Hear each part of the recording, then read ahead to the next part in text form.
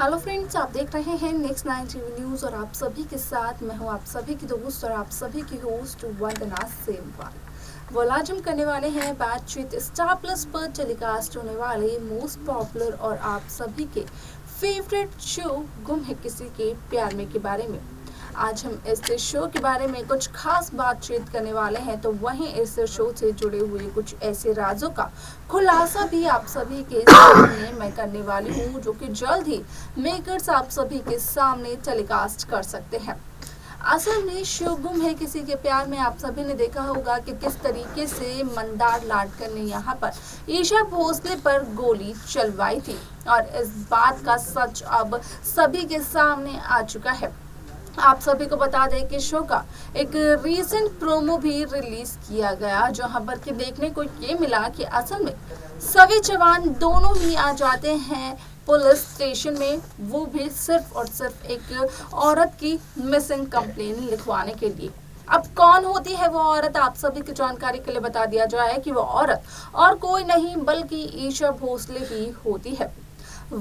Police station में पहुंचने के बाद क्या कुछ होता है, आप जाने हमारे इस खास रिपोर्ट में। स्टार प्लस पर टेलीकास्ट होने वाले मोस्ट पॉपुलर और आप सभी के फेवरेट शो गुम है किसी के प्यार में इन दिनों एक हाई वोल्टेज ड्रामा चल रहा है, जहां पर कि आप सभी को देखने को मिल ही रहा होगा कि किस तरीके से यहाँ पर मंदार लाडकर ने ईशा भोसले पर गोली चलवाई थी और न सिर्फ ईशा को बल्कि वो सभी को भी मारना चाहता था। अब ऐसे में उसने इस बात का खुलासा तो कर दिया है सभी के सामने, लेकिन यहाँ पर सभी को जब पता चलता है कि इन सभी चीजों में विनायक भी शामिल थे, तो यहाँ पर सभी कहीं न कहीं टूटती हुई नजर आती है। आप सभी को बता दें कि शो का अपकमिंग एपिसोड बेहद दिलचस्प होने वाला है, क्योंकि शो के आगे के एपिसोड आगे के ट्रैक में सभी दर्शकों को देखने को मिलने वाला है कि किस तरीके से शो गुम है किसी के प्यार में यहाँ पर जहां ईशान भोसले ईशा को अपनी मां नहीं मानते हैं, जहां ईशान भोसले के मन में ईशा के लिए बेहद नफरत है, तो वहीं पर अब ईशा की मिसिंग रिपोर्ट लिखवाने के लिए ईशान और सवी दोनों ही पुलिस स्टेशन पहुंचते हैं, जहां पर कि पुलिस इंस्पेक्टर असल में ईशान और सवी दोनों से ही उनका रिश्ता ईशा के साथ पूछता है। लेकिन सवी का तो कहना ये होता है कि वो सवी की टीचर है, लेकिन ईशान ये कहते हैं कि वो ईशान की कुछ भी नहीं लगती है। हालांकि ईशान के पिता की वाइफ जरूर है ईशा भोसले।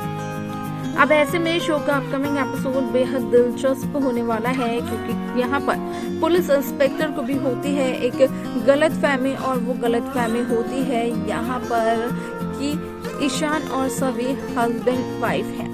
अब ऐसे में जहाँ वो पति पत्नी के रिश्ते के बारे में करता है जिक्र ईशान और सवी से, तो दोनों ही दिल मिलाकर कहते हुए नजर आते हैं कि दोनों का एक दूसरे से कोई भी रिश्ता नहीं है।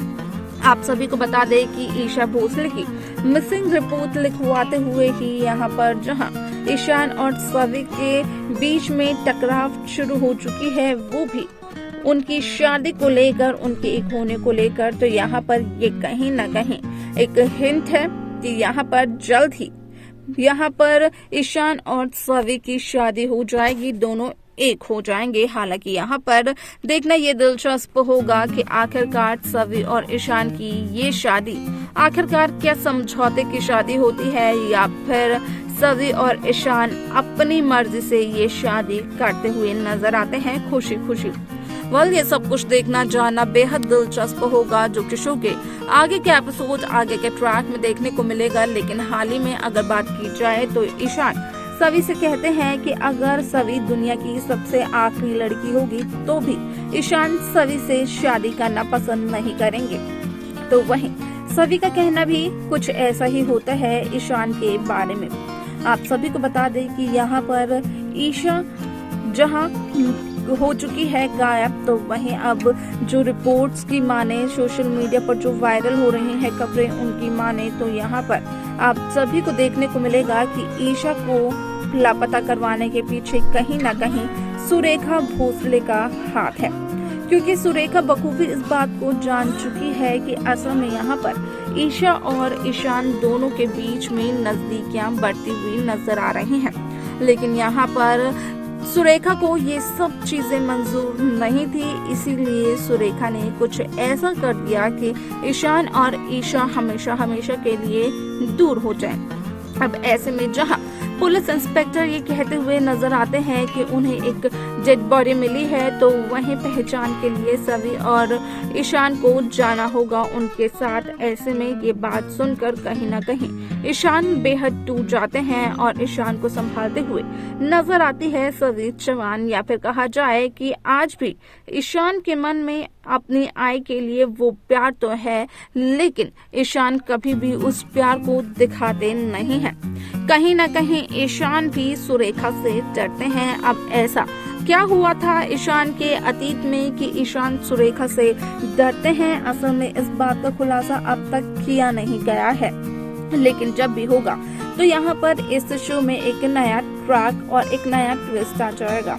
आप सभी को बता दें कि शो में आप सभी को देखने को मिलने वाला है कि किस तरीके से हरिणी, जो कि काफी लंबे समय से इस शो से बाहर थी, वही हरिणी जब आती हैं ईशा से मिलने के लिए हॉस्पिटल, तो उसके कुछ समय बाद यहाँ पर हरिणी भी शो से गायब हो जाती हैं। लेकिन बात की जाए अगर यहाँ पर हरिणी की छोटी बहन सवी की और ईशान की, तो इन दोनों के बीच की जो नोकझोंक है वो जरूर देखने को मिलने वाली है।